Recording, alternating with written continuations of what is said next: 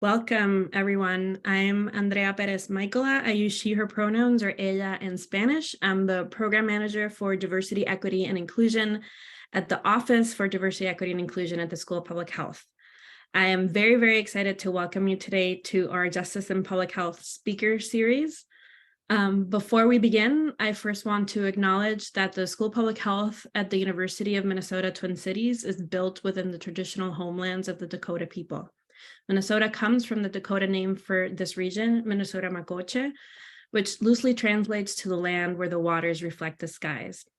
It is important to acknowledge the peoples on whose land we live, learn, and work as we seek to improve and strengthen our relations with our tribal nations. We also acknowledge that words are not enough. We must ensure that our institution provides support, resources, and programs that increase access to all aspects of higher education for our American Indian students, staff, faculty, and community members. I also want to point out that closed captioning is available. You can access that by using the icon in the bottom right corner of your screen. You can also reach out to Sarah Harris, who is providing our tech support today via the chat, to ask any questions about accessibility. We will monitor the chat for questions, as well as share links to our evaluation and information about future justice and public health events. The Justice and Public Health series started a little over a year ago as part of the School of Public Health's commitment to justice and anti-racism. We have been hosting monthly events with local and national experts around topics of public health. The speakers and presentations in the series help to ground us in theory and practice, as well as complement the classroom learning that our students experience. We also hope that today's discussion is part of a broader change happening outside of the School of Public Health. If you're interested in staying abreast of other justice and public health events, please be sure to fill out our event evaluation after this and check the box to receive notifications about upcoming events. You may also visit our website at any time, and this event will be recorded and will be available to view on our website for about 180 days. Now, I would like to welcome our speaker for today. In this talk, Dr. Costanza Chalk presents an overview of their new book, Design Justice, and I have it right here, and I absolutely love the cover. Community-led practices to build the worlds we need, published by the MIT Press in 2020. The book is an exploration of how we might reimagine design to be led by marginalized communities as a tool to help dismantle structural inequality, advance collective liberation, and support ecological survival. Sarah's going to drop in the chat a link if you would like more information about the book. Sasha Costanza Chalk uses she, they, ella, or ella pronouns, is a researcher and designer who works to support community-led processes that build shared power, dismantle the matrix of domination, and advance ecological survival. They are a non-binary trans femme. Sasha is known for their work on networked social movements, transformative media organizing, and design justice.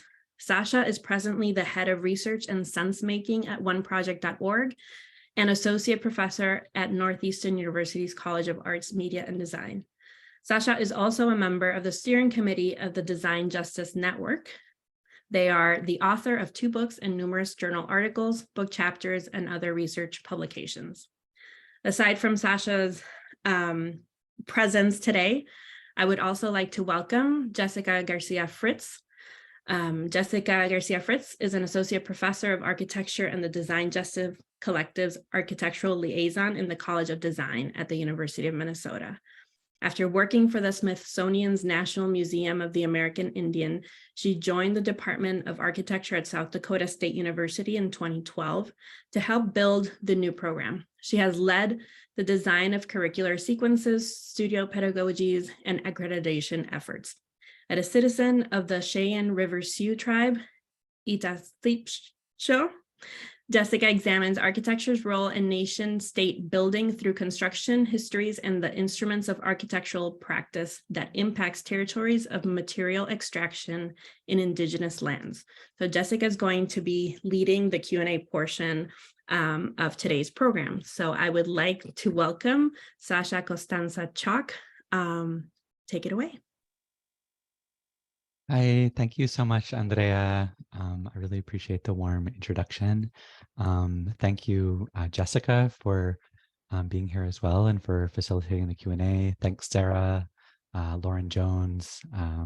Thanks to the whole Office of Diversity, Equity, and Inclusion, and to everyone who's been involved in putting this event together for inviting me to the Justice in Public Health Speaker Series. So I'm very honored to be in conversation with you today. And I'm going to start up a slideshow. I'm going to speak for 30 to 40 minutes at the most, and then we'll have time for conversation. So first, let me just start up the slides. And if you could just let me know if you can see those, okay? Thank you. Okay.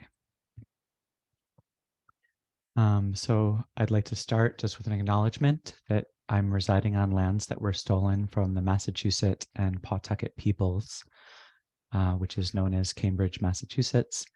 Today, I acknowledge the painful history of genocide and the continued reality of forced occupation of their lands, and I commit to supporting the Land Back movement.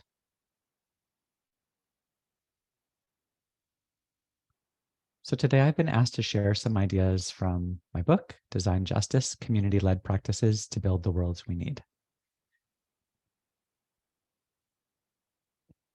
In the book, I offer a reflection on questions about the relationships between design, power inequality, and liberation.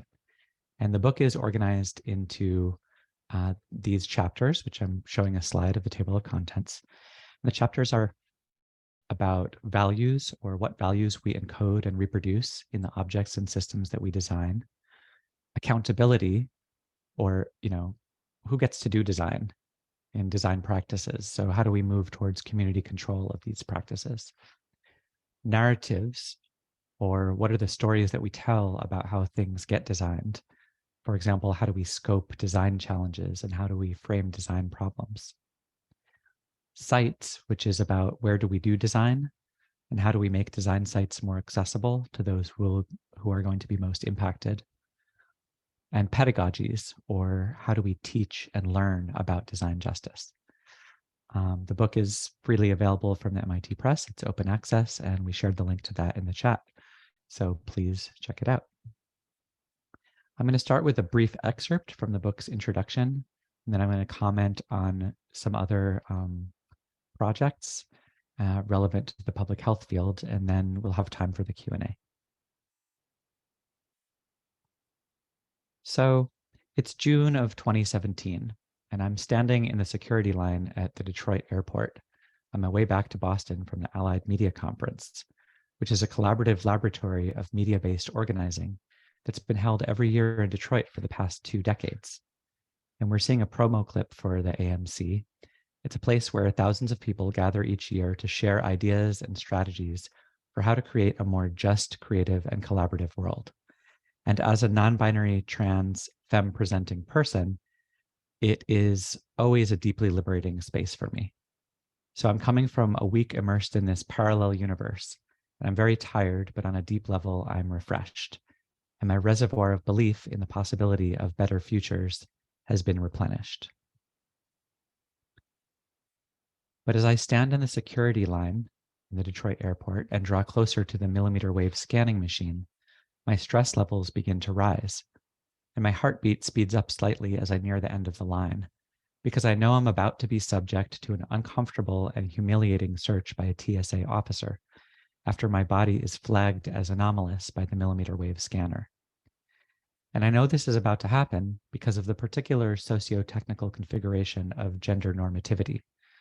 In this case, cis normativity, which is the assumption that all people have a gender identity and presentation that are consistent with the sex they were assigned at birth.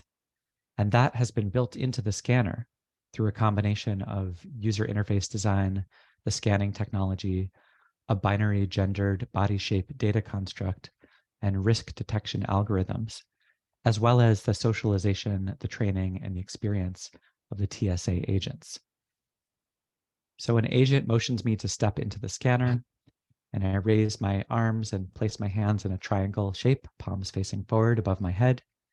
The scanner spins around my body, And then the agent signals for me to step forward out of the machine and wait with my feet on the pad just past the scanner exit. And when I glance to the left, I see a screen displaying an abstracted outline of a human body.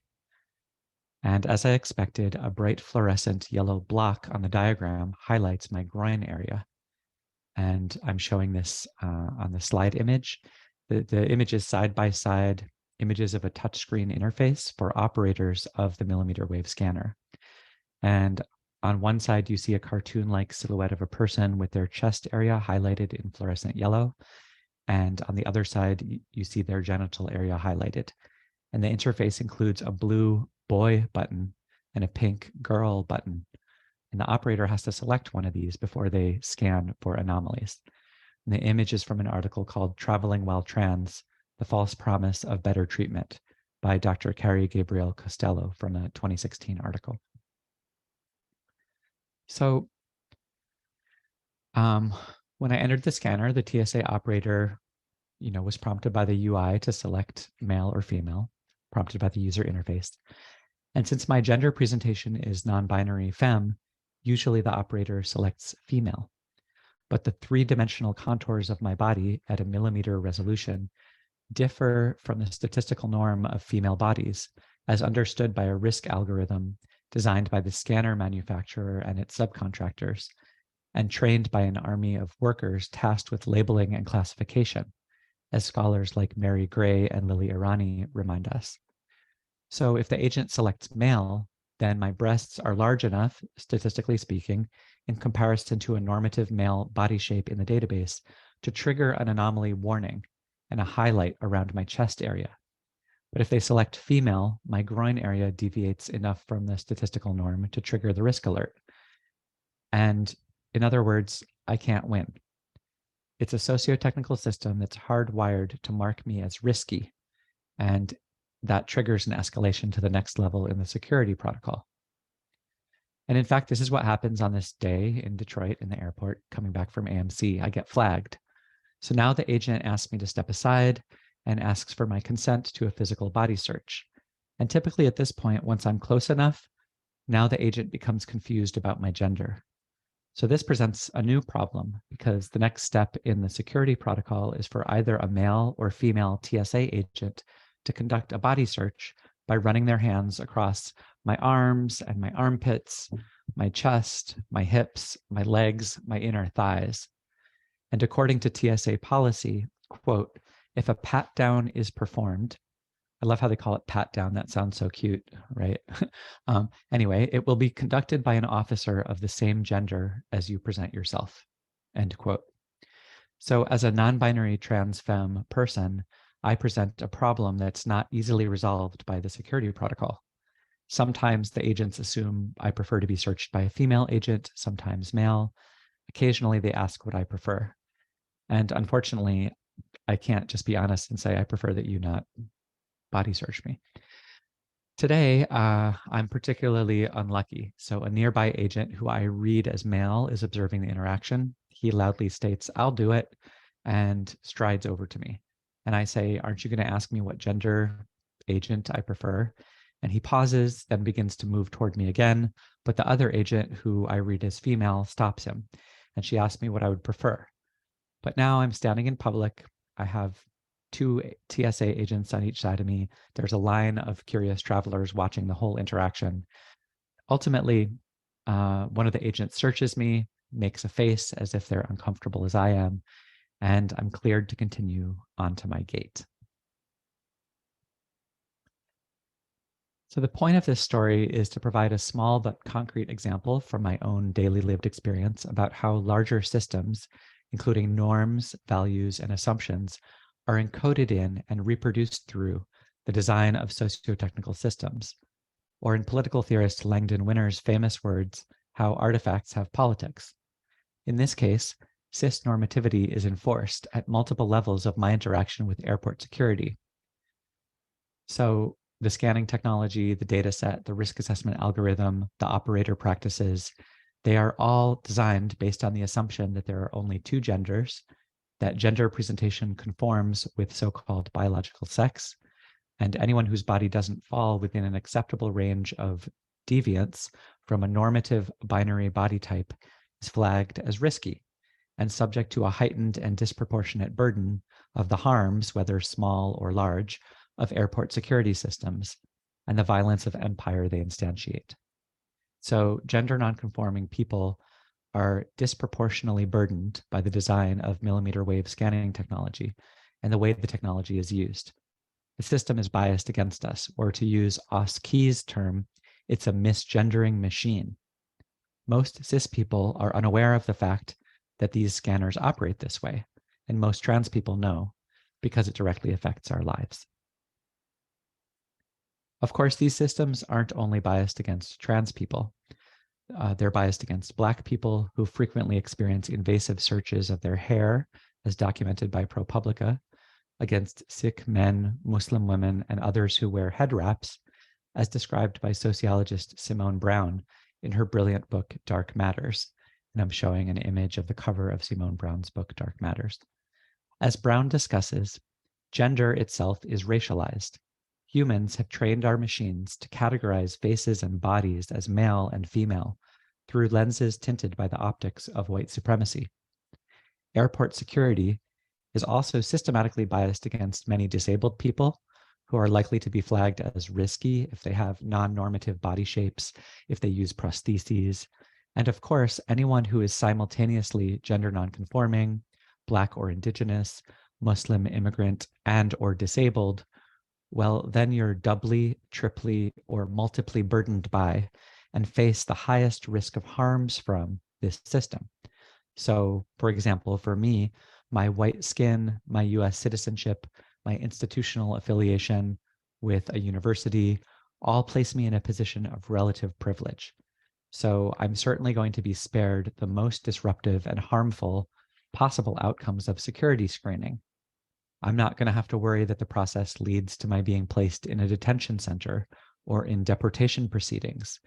I'm not going to have a hood placed over my head and be whisked away to Guantanamo Bay or one of the many other secret prisons that form part of the global infrastructure of the so-called war on terror that continues today. Most likely, I won't even miss my flight.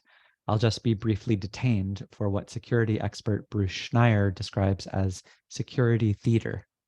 So other people face much greater potential harms. A trigger warning for my next slide. It has a hand-drawn illustration of violence against Indigenous people.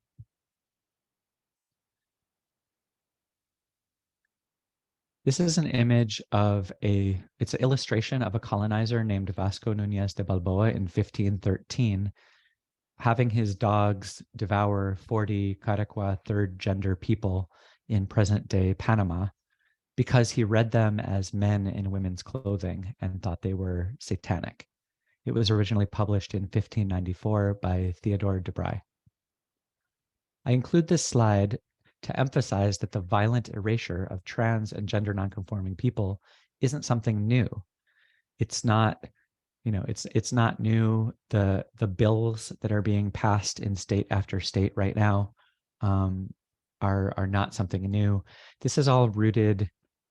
It's also not something rooted in computing or in scanning or other present day technologies, right? This has been happening for hundreds of years under the ongoing project of settler colonialism. So cis normativity was imposed upon Indigenous peoples throughout the Americas and around the world through centuries of violence, both spectacular and everyday. Nishnabeg theorist and writer Leanne Simpson, among many others, is systematically recovering some of these histories. By grounding an analysis of cis-normative border security systems in hundreds of years of settler colonial violence, I want to make it very clear that I'm not an advocate of a so-called technical solution to the problem of millimeter wave scanners. I'm not asking for them to be less biased or more fair and transparent. Simple inclusion or fixing the anomaly doesn't get at the underlying historical and structural problems. And in fact, recently, the White House has announced an initiative where they're going to be replacing the millimeter wave scanners with the binary gendered interface with a long distance scanner that won't require the same type of interaction. But of course, that long distance scanner is still going to be encoded with normative body types, even if the binary gender selection isn't going to be as evidently a part of the process. So instead of inclusion, I'm asking us to think about how to build a world where millimeter wave scanners or other security scanners don't exist, where they, like other border technologies and carceral systems and the violence of empire, have been abolished. I'm asking us to think about how we can build a world where nobody feels that we need these types of tools. So like Harsha Walia, I'm asking us to think about undoing border imperialism. And I'm interested in decarceral design, decolonizing design, and design justice. And the image is the cover of Harsha Walia's book, Undoing Border Imperialism. It's an illustration of a child holding a butterfly with a guard tower and barbed wire in the background. So we're interested in design justice, but what is that? So on the one hand, design justice is a framework for analysis about how the design of socio-technical systems influences the distribution of benefits and burdens between various groups of people.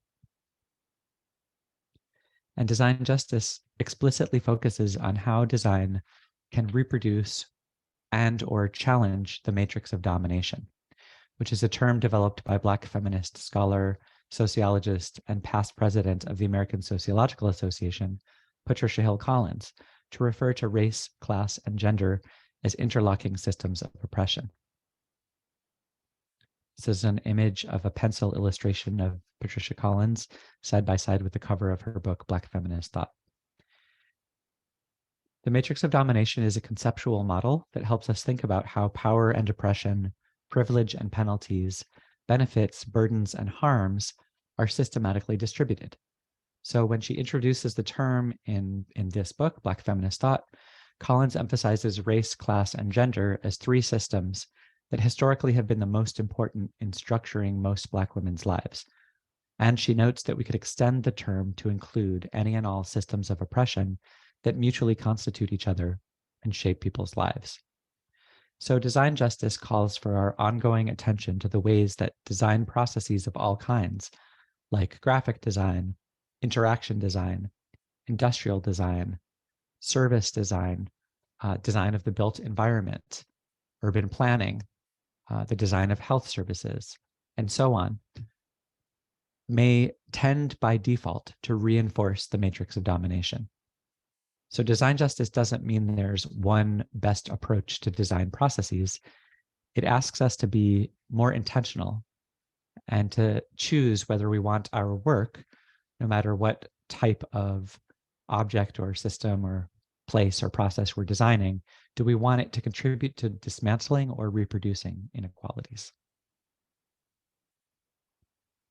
And of course, design justice isn't only or even primarily a concept.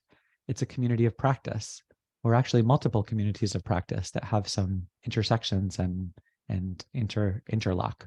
So design justice isn't a term that I came up with. It came out of multiple communities of practice around the same time. And there would be no design justice theory or practice or network without the organizers of the Design Justice Network, especially Una Lee, Victoria Barnett, Wes Taylor, Denise Shante Brown, Taylor Simone, and many, many other people. So this is a community of design practitioners who participate in and work with social movements and community-based organizations across the United States and around the world. And it includes not only professional designers, developers, and technologists, but also journalists, community organizers, architects, activists, researchers, and many, many others. The Design Justice Network in particular was born at the AMC in the summer of 2015 at a workshop called Generating Shared Principles for Design Justice. And that workshop was planned by Una Lee, Jenny Lee, and Melissa Moore, and presented by Una Lee and Wes Taylor. And it was inspired by the Allied Media Project's network principles, the Detroit Digital Justice Coalition Digital Justice Principles, and by the pedagogy of Detroit Future Youth. And this is an image from that workshop. The goal of this workshop was to move beyond the frames of social impact design or design for good that were very popular at the time, and to challenge designers to think about how good intentions are not necessarily enough to ensure that design processes and practices become tools for liberation. We wanted to develop principles that could help design practitioners avoid what is often an unwitting reproduction of existing inequalities. I'm showing an image of 3 intersecting circles. The top circle says who was involved in the process. The next circle says who benefited. And the third one says who was harmed. And we use this simple framework to analyze several different design for good projects that were getting visibility and press in Detroit at the time. And after we did that analysis, we then drafted some principles. We developed them at that workshop. They were then refined by the Design Justice Network coordinators over the next year, revised at the AMC at another larger workshop in 2017, and then in 2018, released to the world in the following form. And I'm going to read the current version of the Design Justice Network principles out now. There are 10 of them. And let me share them before I move into the last part of the talk. So these are the Design Justice Network principles. Principle 1. We use design to sustain, heal, and empower our communities, as well as to seek liberation from exploitative and oppressive systems. 2. We center the voices of those who are directly impacted by the outcomes of the design process. 3. We prioritize design's impact on the community over the intentions of the designer, because we know where good intentions can lead.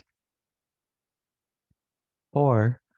We view change as emergent from an accountable, accessible, and collaborative process, rather than only a point at the end of a process. 5. We see the role of the designer as a facilitator rather than an expert. And 6, we believe that everyone is an expert based on their own lived experience, and that we all have unique and brilliant contributions to bring to a design process. Principle 7 is we share design knowledge and tools with our communities, right? Rather than acting as a gatekeeper of specialized knowledge. Principle 8, we work towards sustainable, community-led, and controlled outcomes. 9, we work towards non-exploitative solutions that reconnect us to the earth and to one another. And principle 10, last but perhaps most important, before seeking new design solutions, we look for what is already working at the community level. We honor and uplift traditional, indigenous, diasporic, and local knowledge and practices. So these principles have resonated with a lot of people. The Design Justice Network has been growing over the last few years, nurtured by many, many folks.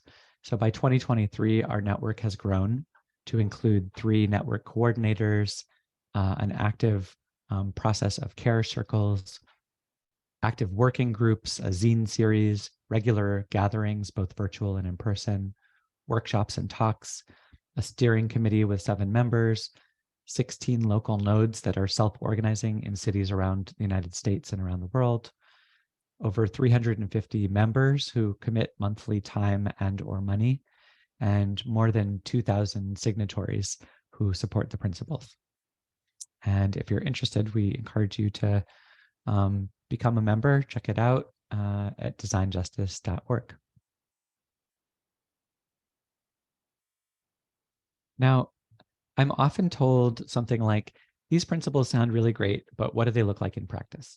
So I'm going to close the talk by speaking a little bit about one project in particular that I think embodies many of the DJN principles, or where an intentional effort was made to do so.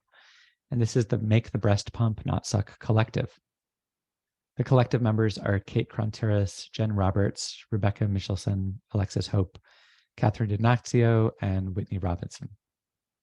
And together they organized a series of Make the Breast Pump Not Suck processes, starting with a hackathon in 2014, where 150 designers, developers, mothers, fathers, and babies converged to create better breast pumps, nursing environments, and support systems for breastfeeding moms. And 3 of the organizers were graduate students who were working with me at the MIT Center for Civic Media, where I was a faculty member at the time.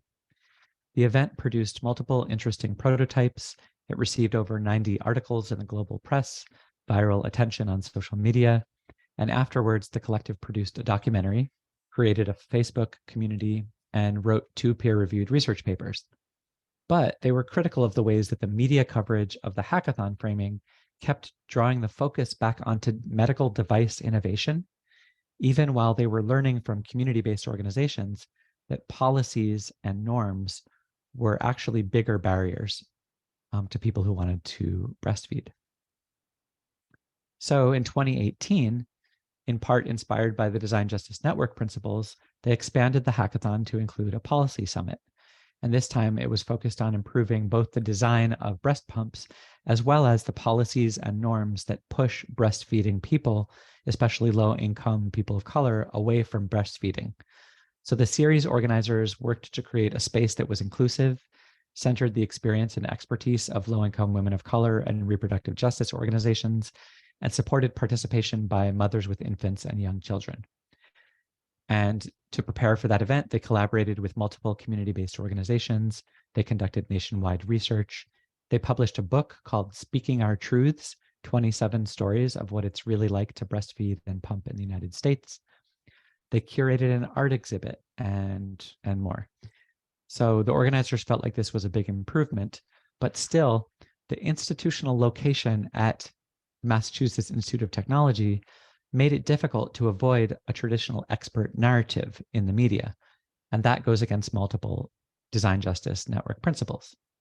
So next, in 2019, the organizers collaborated with Black Mothers Breastfeeding Association, Black Breastfeeding Week, and Harambee Care to co-produce the Detroit Birth and Breastfeeding Hackathon, an innovation event for reducing preterm birth and infant mortality rates amongst Black Detroiters.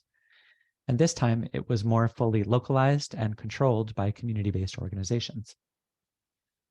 So my point here is not that the Make the Breast Pump Not Suck collective perfectly implemented the DJN principles. There are, of course, challenges like any process, but it's one small example of many of what it looks like to intentionally try to put these principles into practice and to do work to embody them and to move towards them. There are many, many more examples. We could talk about the maker nurse community that really aligns with Principle 10. We could talk about the Design as Protest collective and the network of folks advancing design justice in architecture and the built environment and urban planning. And I hope we get to talk about this a little bit today. But really, there are many people who are out there looking for what's working before seeking new design solutions, thinking about how to apply these or similar principles to design in different fields. And you can read more about how Design Justice Network members embody these principles in our regular member stories that are published in our newsletter and on our site, designjustice.org. But we're about 35 minutes in. I want to make sure we have a lot of time for conversation. So I'm going to end my presentation and open it up to conversation and question and answer. Thank you so much, Sasha. I'd like to invite to the screen Jessica for you two to engage in conversation, and also encouraging our attendees today to send your questions in via the chat, and Jessica will make sure to ask them as they come in. So thank you so much. Thank you. Sasha, thank you very much for that wonderful presentation and for the book as well. I think it's very specific, and it does help support those of us who are involved in design justice efforts. I want to start off with a question that I had, and I know we'll build up a conversation. And it's also a question that's coming from the public health arena. I think there's a really great overlap with the built environment, the designed environment as well. So I'm going to read this, and I'm going to insert perhaps some other disciplines into this as well. So this question is about pushbacks.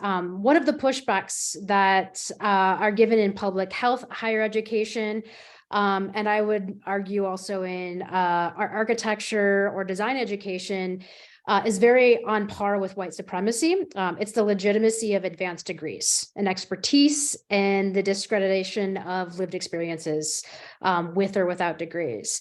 So what would you say to faculty and administrators who are encouraged to reimagine justice in the system, in the classroom, within our curricula, pedagogies, empower our relationships with colleagues and students who might be resistant to doing things different than the way they've always been done within these expert systems?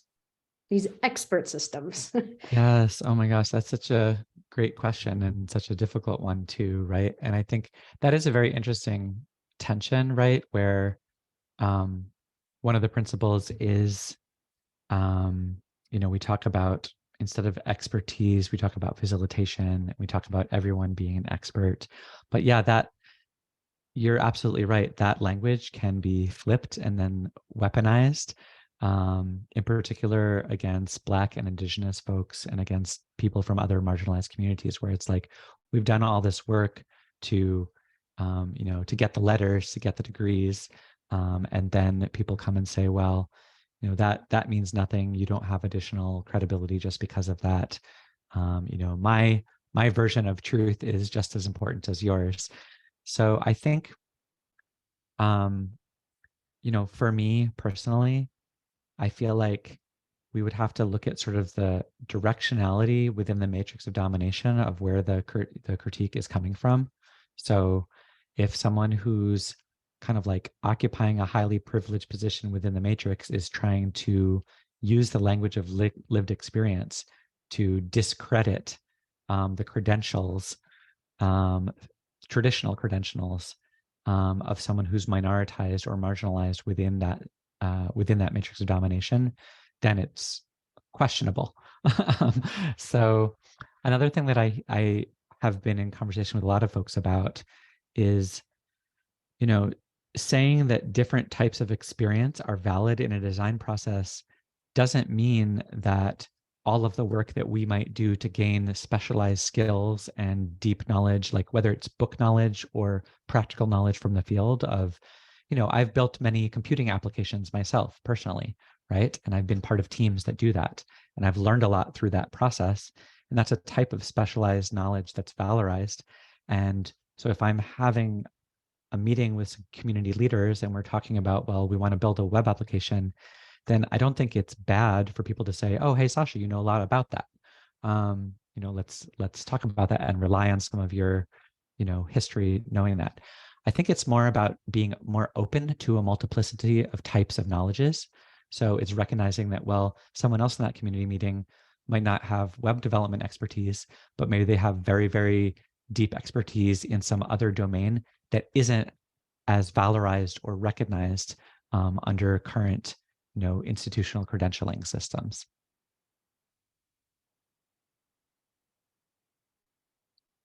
I think it's a really good point, and it seems that what we're working against is a history, and so I think part of the introduction, in which there's a context that's built around where certain design, certainly design degrees or what we think of as expertise come from, is I think pretty crucial.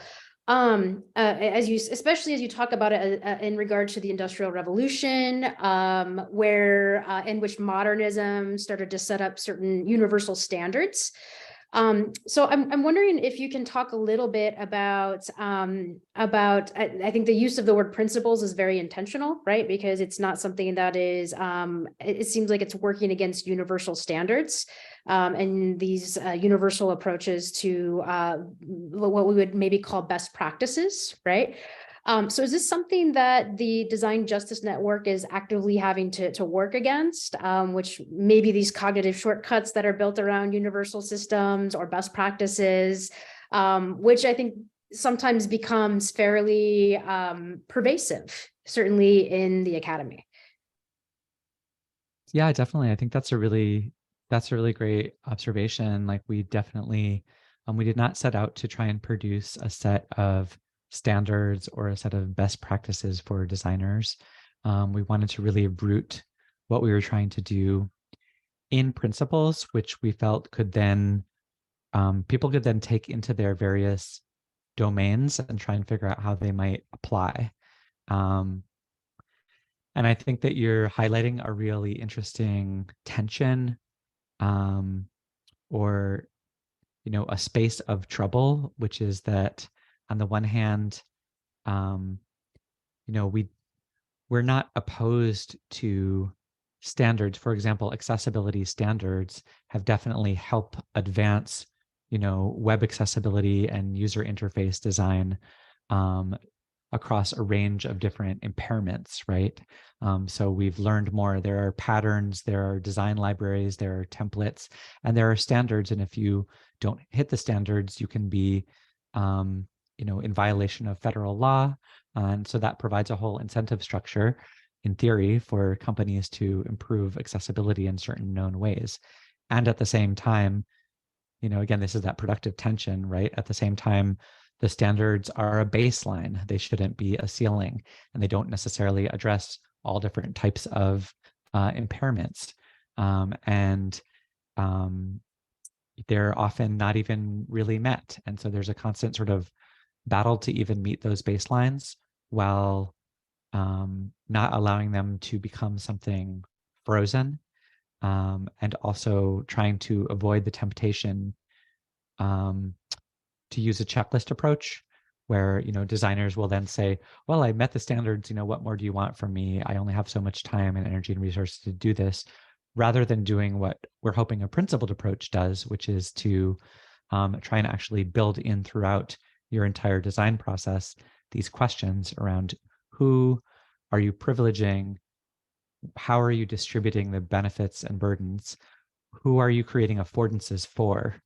Who are you creating disaffordances for when you're designing objects or systems or interfaces or spaces?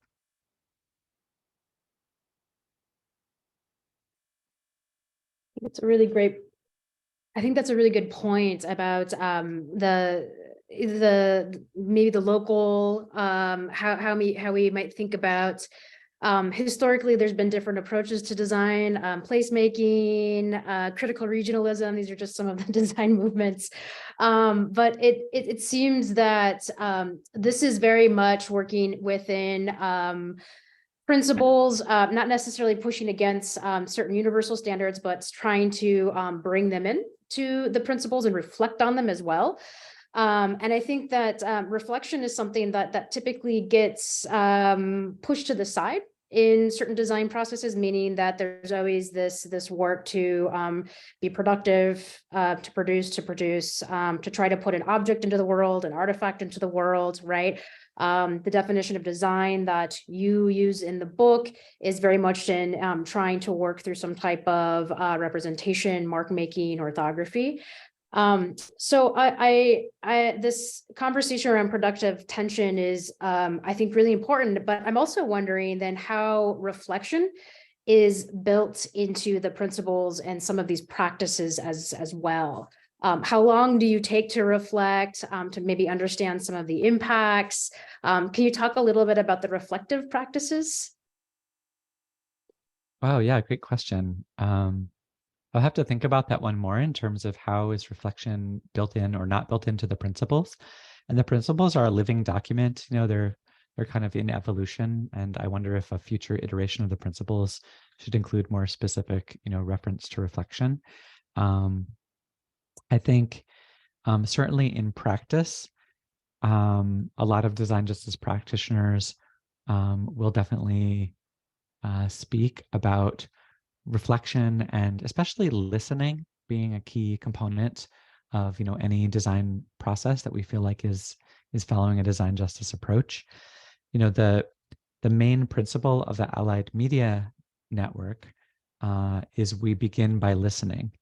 And because Design Justice Network was born out of the Allied Media Conference in Detroit, I think that definitely influences all of us very, very heavily. And so the idea being, in contrast to the common professionalized approaches of, you go into a community and then, if you listen at all, either you immediately are doing marketing or, you're trying to convince people to do something. And if you're listening at all, it's an extractive listening process where maybe you do some interviews or some focus groups, gather some ideas, take them away back to the lab and create a new product to then sell back to people. I think that design justice is an approach that's very much, opposed to or against that type of extractive process. And we do have to attend to the ways that so-called participatory design, unfortunately, has often been used as a screen or a cover for knowledge extraction, certainly throughout the history of colonial project and modernity, and continually today. I think I want to attend a little bit more to this question you're asking about sort of universalization. There's a section in the book where I talk about what I call the paradox of personalization, because there is certainly in applications interface design, there is a trend to think about adaptive or personalized interfaces where you respond to what you think the user is going to need the most to create a custom interface that you then present to them. And the idea comes from and has a lot of affinity with ideas around accessibility and accessible design. So it's not that it's bad automatically, and potentially it feels like, is it an escape out of the problem of universal design? So if we're saying instead of making one template for a particular type of body mind, and we're going to apply that to everything, and that's the standard, let's say to what degree can we build things that will adapt themselves to different types of people, different types of body minds, whether that's a language interface or what have you. Part of the problem with it, or the reason why I think it's a paradox, is that the predominant approach to that type of adaptive system is non-consensual data surveillance and gathering. So you gather as much as you can about the user by tracking and scraping their data footprint across all of their web search history, their social graph, and so on and so forth. So it's sort of like a surveillance capitalist approach to personalizing design interfaces automatically based on what you think you know about the person. And the problem with that is it's non-consensual, and the data traces that people leave as we navigate existing systems sort us into certain types of profiles that we may or may not identify with or want to be sorted into. So the adaptive interface that we're then presented with may or may not respond to our own identities or needs. So it's kind of like one of those that the devil is really in the details type of things. Are people being consulted about the adaptation of the system, or are you just making assumptions about people and then serving them different content interfaces? The social media feed would be a classic example of that.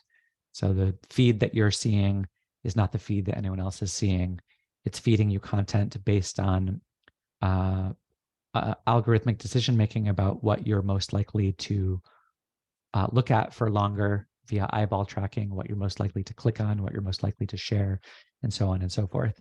And that doesn't necessarily mean that the content feed you're getting is the type of content that you'd like to receive most if you had a chance to intentionally reflect on, what you would like your mind to be occupied by at any given time. It's another good point, and I'm going to build off of it before I move to a question that's coming up in the chat, because I think it makes me think about how multiple design disciplines interface with one another, and I think you and I come from different design backgrounds, and of course we can be interdisciplinary.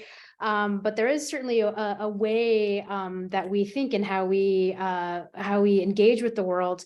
And your point about the paradox of personalization, I think, is huge in some of the movements that came up in the built environment and architecture. Digital fabrication was supposed to lead us beyond industrialized artifacts into mass customization.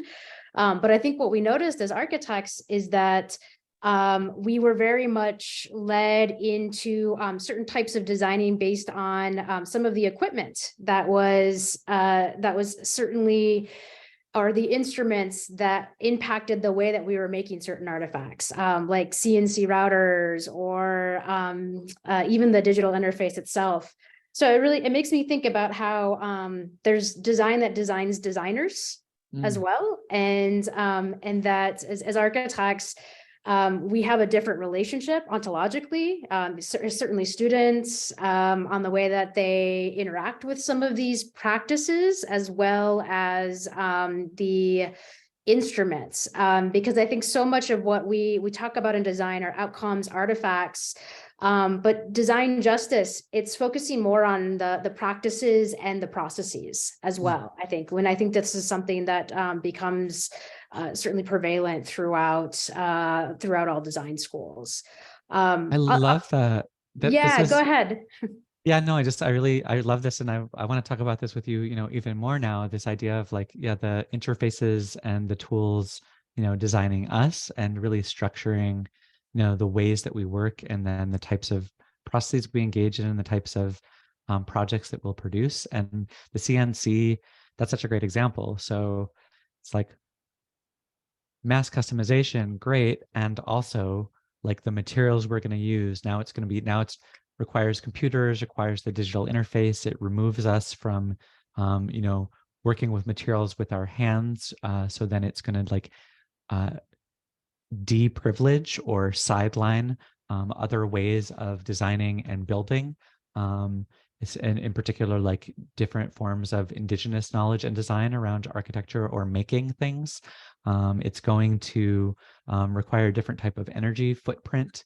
It's going to shift us towards materials that can, be squeezed through, the 3D printers and so on and so forth. So it's well, now let's work with a lot of plastics. It's going to move us away from, living materials. Although, yes, there are experiments in, how can we, incorporate, living and organic materials into these tools. But by and large, there's this whole period of time where people are, really pushed in these types of directions, and also pushes us towards, ironically, because it was supposed to help with mass customization, but then all the fabricated stuff starts looking all the same because people are copy pasting, templates that are easy to access and making minor modifications. So instead of getting these radical diversity in possibilities, we get a strange type of slightly tweaked homogeneity that's using non-sustainable, materials and oils and plastics and non-biodegradable stuff, and all this sort of unintended consequences of what was sold to us through a certain, we can avoid universalist design now, but can we really? Right. It's the digital aesthetic, right? It just promotes a type of aesthetic. I want to shift to some of the questions that are coming up in the chat. And please, if you have a question, enter it into the chat, and we will make sure that we address it. This question is coming from someone who's asking, how might people interested in design justice take advantage of the popularization of, in quotes, design thinking, and also in quotes, user experience design? Yeah, thank you, Dan, for that question. It's interesting. I think that design justice emerged in part in response to some other sort of frameworks that were popular at that moment in time, with design for good or design for social innovation being particular frameworks that we saw gaining popularity around that time. But we felt like the version of good that was being discussed was a very depoliticized version. There was very little attention to structural inequality, very little attention to questions of race, class, gender, disability. So good was kind of an assumed palimpsest or something. You could project anything you wanted onto it without actually attending to these questions of who's really benefiting and who's being harmed here. I think that similarly, design thinking has a whole history. I talk about this in the book to some degree. I talk about the D Lab and IDEO, and I talk about some of the intellectual and practical lineage of a particular standardized approaches to doing design. I think that for me, it's useful to leverage the popularity of some of these frameworks. There is more receptivity now in more different types of institutional spaces to bring design to the table as a type of conversation that you can have. And also, unfortunately, I think that the predominant frameworks tend to leave power unquestioned, tend to unwittingly reproduce neoliberal ideology about what is beneficial, what's valued. So, efficiency, smoothness, reducing friction, and tend to not realize that by applying a certain template of universalized design tools in ways that don't explicitly question power inequality, often what you end up doing is at best producing solutionist band-aids, and often projects that don't necessarily have an impact or work even in the ways they're intended to, and then at worst actually actively reproduce white supremacy, capitalism, heteropatriarchy, and so on. So I think we should use that popularity as an entry point, but then put some other frameworks on the table, whether it's design justice or similar frameworks or approaches to doing design work that do intentionally call out and attempt to attend to power inequality.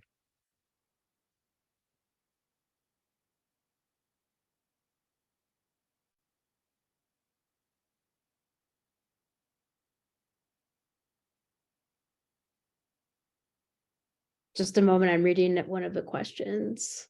And I'm going to read this one. This conversation around the design that designs the designers makes me think about where design justice intersects with labor justice. I think this is a really good point about how labor's involved, class as well, access to material resources. The pattern we have seen in modern labor, where a shift towards late-stage capitalism has meant that worker movements are often bargaining for a greater share of the product and profits, rather than working in solidarity towards control of the means of production and of their own labor. I would love to hear more about how you are each thinking about those intersections, or how we might use design justice as a framework to engage with and advance workers' liberation. Yeah, great question. Thank you. Do you want to start? Sure, I can begin. Thanks, Sasha. And thanks for this question, because I think that yes, a lot of a lot of collective movements, activist movements do come down to access to material conditions, resources, questions of class, and certainly labor. The labor that's invisible, labor that's not directly, that doesn't necessarily directly support the GDP, that's typically what's left out of capitalist systems, right? Capitalism doesn't like to pay for that kind of labor. And I think this all comes down to what's considered part of nature or against nature. So yeah, I think there's a lot of really good theorists who are writing about this and have as well. The question about I think labor is starting to move into a category of other types of work beyond what's traditionally thought of as like factory blue collar work. In architecture, there's an effort to unionize by the architecture lobby. There's been efforts to unionize outside of the United States as well.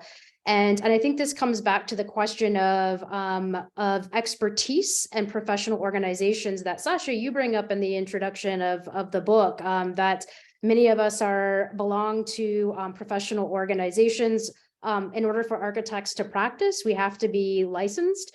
When architecture started as a profession, it was put within the categories alongside medicine and law. And so I always ask the question, how many people have been to a doctor or have visited with a lawyer lately? And most people will raise their hand, certainly for a medical doctor.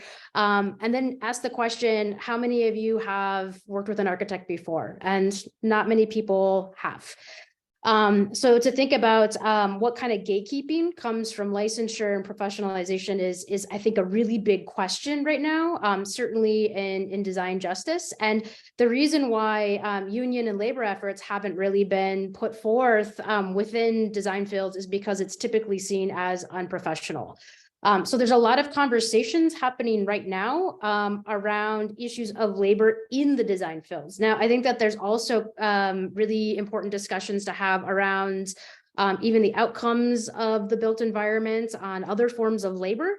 And I think that the project that you were showing, Sasha, a couple of the projects, and I know you were going to talk a little bit about design as protest.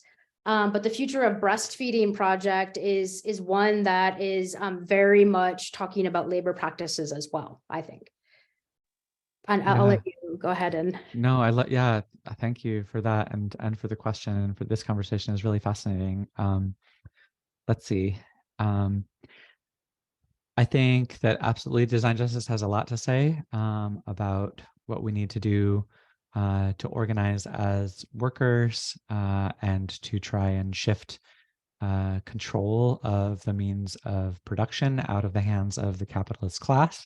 I also think design justice asks us to attend, beyond, I guess, what we could call like an old school or unreformed, Marxist analysis of, wage labor and what happens to surplus, to also attend to unwaged labor. So feminist Marxism asks us to really attend to all of the types of labor that are done that are not remunerated through the wage system. So, reproductive labor, home care. And then we also want to attend to the ways that like both deep ecology and also many strands of indigenous knowledge encourage us to consider the ways that capitalism is also constantly thieving from not only workers through the wage system, but also from the ecology and from our other non-human relatives and from the earth. So, capital is basically like stolen labor time as well as stolen earth and non-human, species. Which then ends up in the hands of just a few people. And so if we think about the roles that designers of different kinds, might play in pushing back against that, it's a really thorny knot, because one of the things that happened in late capitalism was that as production processes became offshored through global supply chain systems, workers in the global core were promised that if you just learn these professional skills and become designers, then you can continue to share a piece of the pie of basically what we're thieving from low-wage workers around the planet, as well as from the ecology and from non-human species. And so there was kind of like a bargain that happened. There's an interesting shift that may be happening now. I don't know, this is a big debate, but I think it would be the de-skilling of so-called design or intellectual work. And we could see that in the conversations that are blowing up through the current media hype cycle around ChatGPT and, artificial intelligence systems, which are really just large language models. It's like glorified autocorrect, but it is trained on a vast corpus of text and symbols that are the product of human labor. And it's now reaching the capacity where some of the skill sets like lawyers and architects have to start worrying about, could an everyday person just put in plain language the type of intellectual product that they'd like to see, like, ChatGPT design me a house within, that's 2 bedrooms and has north-facing light and blah blah blah blah blah, and it can probably produce, a pretty good design. Or for lawyers, the ChatGPT, well, GPT-4 supposedly can pass the bar at a rate that's better than 90% of human lawyers taking the bar could do. Now there's a lot of problems with the way that that's framed, and is there constructibility in the way that the test is set up and all that type of things. But the point is that yes, there are certain categories of so-called intellectual labor that are no longer safe from automation. And that should be triggering a big conversation about, so what do we do with that? We should, in my opinion, we should expropriate these systems. They should become public systems, and any surplus that's produced by them or any profit should then be allocated to public funds that could be used to support maybe basic income, or maybe could support reparations and land back, or maybe it could support other initiatives that we need to develop to heal our planet and ensure that people have what they need to survive, rather than work ourselves into a situation where everything becomes so expensive that only the 0.001% can afford anything, and everybody else has nothing, and there are no jobs left. So those are some of my thoughts about that, but this is really fun conversation.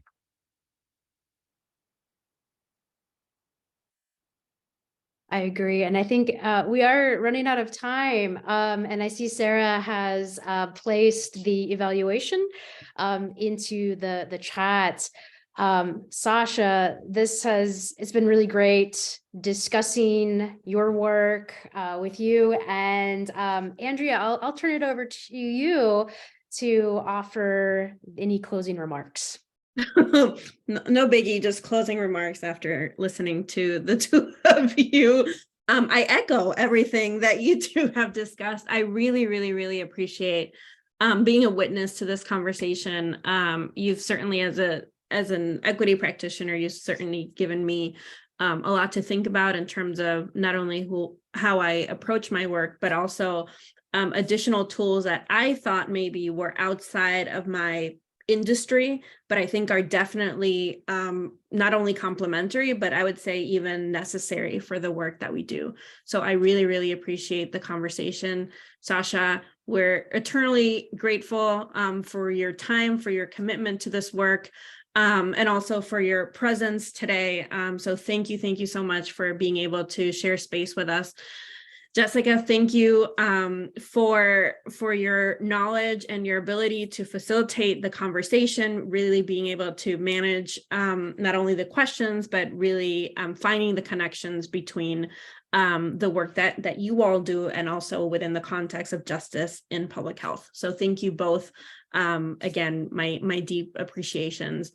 Sarah Harris has dropped the link to the evaluation for today's Justice in Public Health series. And it wouldn't be me if I didn't plug in our next event, which is set for Monday, April 24th at 10 a.m. And the title is White to White, Dismantling White Supremacy from Within. So Sarah's also going to, she did already, to drop in the registration link for that. So again, thank you, all of you, for attending today, giving us your time and ears and eyes and everything today. So again, thank you so much. Enjoy the rest of your day. Thanks so much, Andrea. Thanks, Jessica. Thanks everyone who came. Take care. Bye. Thank you.